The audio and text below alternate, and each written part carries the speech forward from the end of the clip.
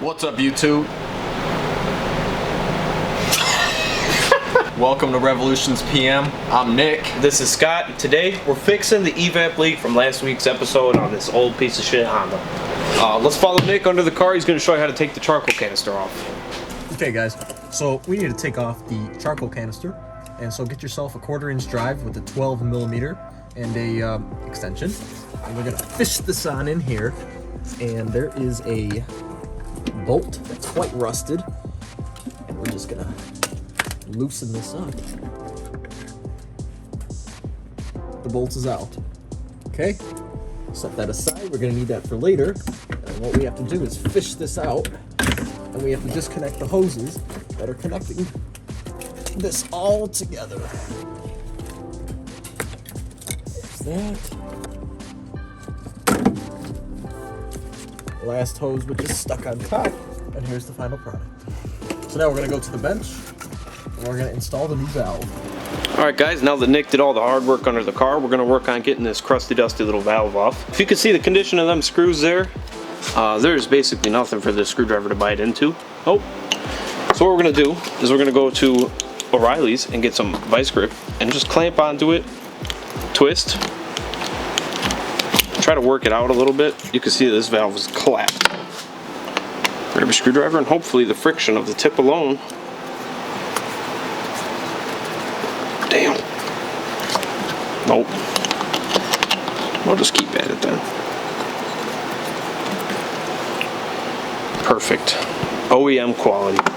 Then you're just gonna go grab the valve. There's one in the back too, but it's seized in the little threaded insert.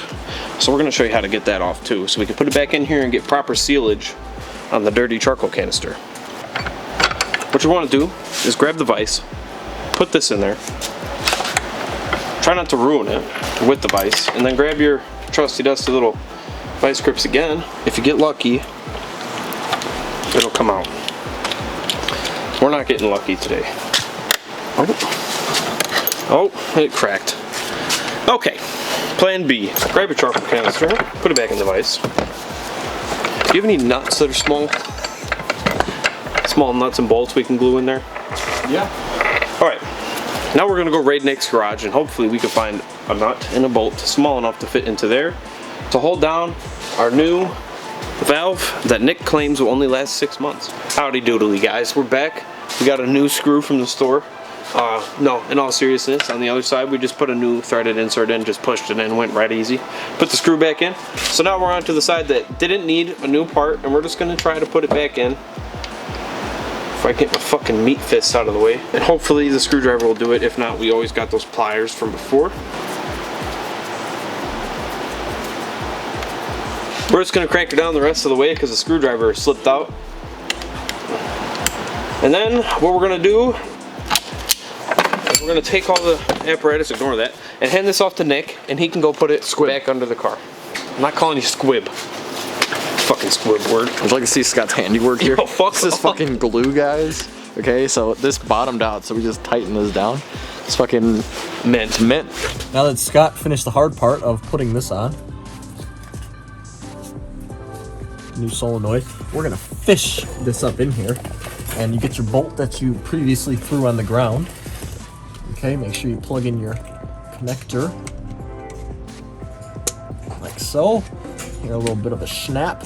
Another thing you guys maybe want to think about doing is greasing up your fittings here so you can just slip on the hose really nice, and plus they won't leak after.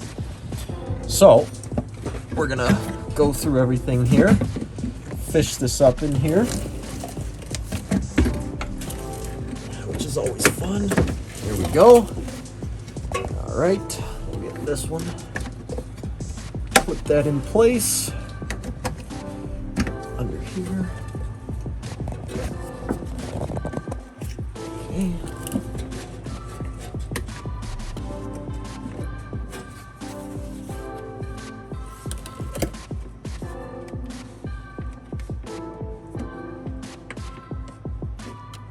We're gonna take this bolt, screw it back into place, and get her snug. That's it. Your charcoal canister is installed. Alright guys, now that the charcoal canister is back in the car, we're going to do the hardest part all day and press a red button with a little shittily drawn eraser on it. Yes. One moment. It's going to erase the code, turn the check engine light off, and then we'll actually be able to run an EVAP test with this scanner. Right now it's just relearning the computer. No, it's not. Well, it's relinking. There you go. Yeah.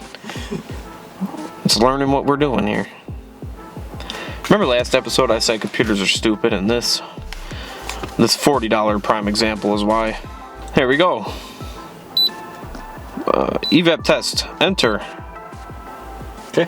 Alright guys, that's it for today's episode. Be sure to like, comment, subscribe, and tune in next time when we have another problem with this car.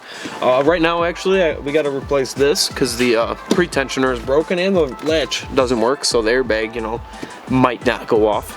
And guys, the most important rule here is that trees are our friends.